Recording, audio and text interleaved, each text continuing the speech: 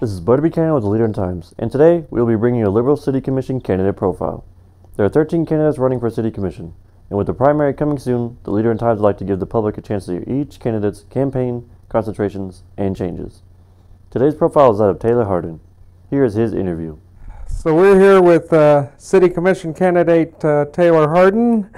We're just introducing all of our candidates to the public here. Good to have you here, Taylor. Thank you for having me.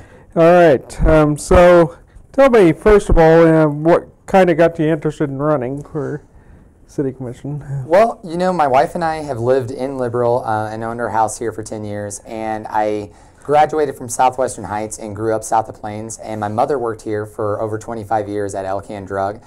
So I always spent a lot of time over here in Liberal, and when I was a kid, Liberal was my escape from the farm. You know, it was always the place I looked forward to going to. We had the whole mall down south and the arcade, and it was just always such a fun and exciting place. And so when I moved here all these years later and made it my permanent place of residence, you know, I was slightly disappointed that so many of those facets of our city had gone by the wayside. And then when I opened Technology for All and started to become involved with a lot more of the people in the community, I started to realize that, you know, I wanted to become, you know, more actively involved and make sure that I was doing everything in my power to be able to assist the community in any way that I could. Yeah. So what kind of, I guess, was the final catalyst that made you decide to run? If I had to pick one thing, I started going to City Commission meetings, and the ones I couldn't make, I started watching from home, and I had the pleasure of getting to meet all of our commissioners outside of the City Council and talking to them and kind of getting to know them as people. And the reason that I decided to actually run is because I started to gain a feeling that our community was making a lot of decisions that would affect us tomorrow, and we weren't really strategizing and making decisions that would transcend each individual city commission and be something that we could start and see to fruition to 20 years from now and 30 years from now. And I have always been involved in very long-term projects that may take 10 years to complete, but I've found that those are some of the most fruitful projects for a community and for a business. And so, you know, I kind of wanted to get involved to start trying to assist the community with developing much larger plans that we could see executed over time. Uh-huh. So what's kind of some of your ideas and goals you have as a commissioner? Oh, that's a broad question. You know, I definitely want to play ball with all of the existing and new commissioners that we get if I do get on. I'm very big on relationship building. I feel like the #1 key and catalyst to the success of any administrative reign is going to be how well we can get along between all of the different city commissioners and between the city manager and our city administrators and staff, and then as well as the county commission. You know, I can see that if we could get to where we worked hand in hand on a lot of projects, it would majorly, you know, kind of make things move quicker.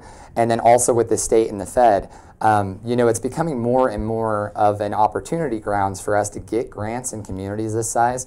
And I think that the only way we're ever going to get those opportunities is if we can break down the barriers we have and any kind of personal grievances we have and start to work hand in hand to where there's never a situation where two commissioners are you know, fighting about something and not assisting each other. You know, we need to get to a place where even if you disagree with one another, you're still more than willing and open to working through that project and seeing it to fruition.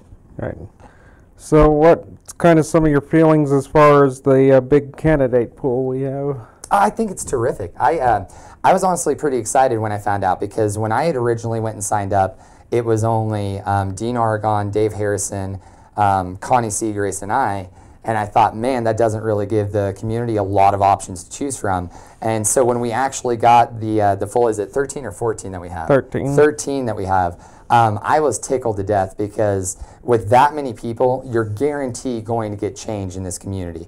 Whether it's going to be, you know, long-term sustainable change or change that affects us tomorrow, no matter what, we have an excellent, you know, opportunity here to see that kind of change be enacted. So I'm tickled to death about it. Uh-huh.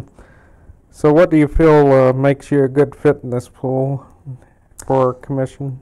You know, I think that's a difficult question to answer, because the one thing that I don't have going for me is previous experience on any kind of city commission or county commission board. I've always been very politically active. When I say that, definitely not a protester or one of those kind of people, but I have always paid attention to local, county, state, and federal level politics, as well as worldwide geopolitics, because I do feel like, my generation is going to be taxed with fixing a lot of the problems that the previous generations created, as well as figuring out later in my life and later in my generation's life, we're going to be the ones taxed with fixing a lot of the world's problems. And so, I can't say that I necessarily have any direct qualifications outside of business experience. I've owned business since I was very young, and I've always taken a lot of pride in being able to absorb experience very quickly from my surroundings and from the people who already have that experience. And so, really when it comes down to it, I'm a very intelligent person, and I say that from a place of no arrogance. Intelligence is not something that's naturally bestowed upon any individual on this earth. And it is my true belief that if you want to strive to become more intelligent, it's something that you have to physically and mentally work at. You have to take the time and do research and read and learn new methods and learn new things about science. And so, I have dedicated the last 10 years of my life to that endeavor, and I plan on continuing for the rest of my life into that. And so I'm hoping that from a place of pure intelligence that I can utilize a lot of that to help come up with creative and innovative solutions for our community. So what excites you about the work going on in Northliberal right now? Well, I mean, it's pretty awesome to get to see a lot of these new restaurants and stores come into town.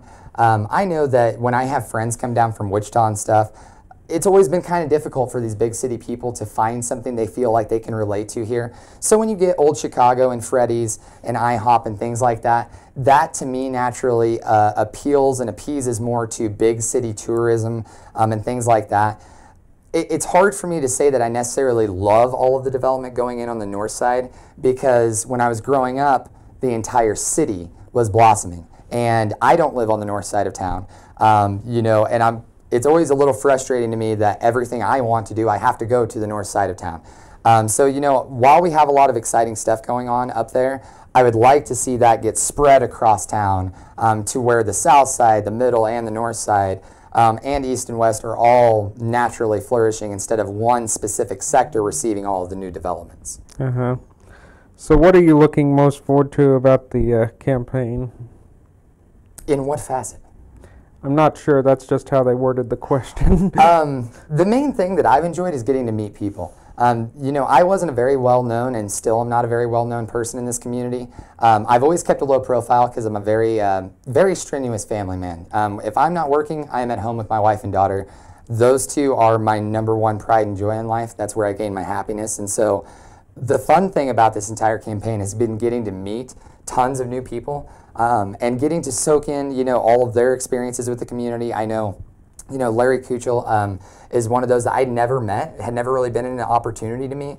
And so getting to talk to him on multiple occasions and, people like Nancy and Don Parsons and Don Rash and just everybody, you and your wife, same thing. There's just so many people that I never knew and never had the opportunity to know. And now that I've been running for city commission, I've gotten to meet all of these amazing people. That is by far the funnest part of being a candidate. Uh-huh. So anything else you'd like to add before we let you go here? I would encourage people to realize that, I constantly see that people pay attention to the presidential election every 4 years when it comes around. I want you to understand, the presidential election will affect your immediate life so much less than your city commission and county commission elections. It's not even funny. And if you want a place to be able to put time into, to be able to see immediate positive effects in your life, you need to put the time into making sure that you're electing officials who are not only representing your views and ideals, but genuinely care about the community that they're choosing to lead. The thing that disheartens me the most is that when we look across our past voter history in this area, you'll find that as our city has been 23,000 plus for a long time now, we rarely ever break 300 votes on a city commission race. And so I highly encourage people, especially young people, make your opinion heard. If you want to see more entertainment come into this area, or if you want to see some specific facet of our community improve, then take the time to go to the poll and vote. I've always told people, I know this will probably get me some negative press on this, but I've always said, if you don't vote, you don't have a right to an opinion. All it takes is you going and registering to vote and casting that ballot, and then you can complain or praise anybody you want and have every right to do so. But if you are not even willing to go to the poll on one day and make your opinion heard, then you have no right to share that opinion freely and openly in the public. So just make sure, get out there and vote, care about this stuff, because this is going to be what makes Liberal an amazing place to live in the future. Be sure to check back here for the other 12 City Commission candidate profiles when they arrive. This is Bud Buchanan with Leader in Times. God bless, and thanks for watching.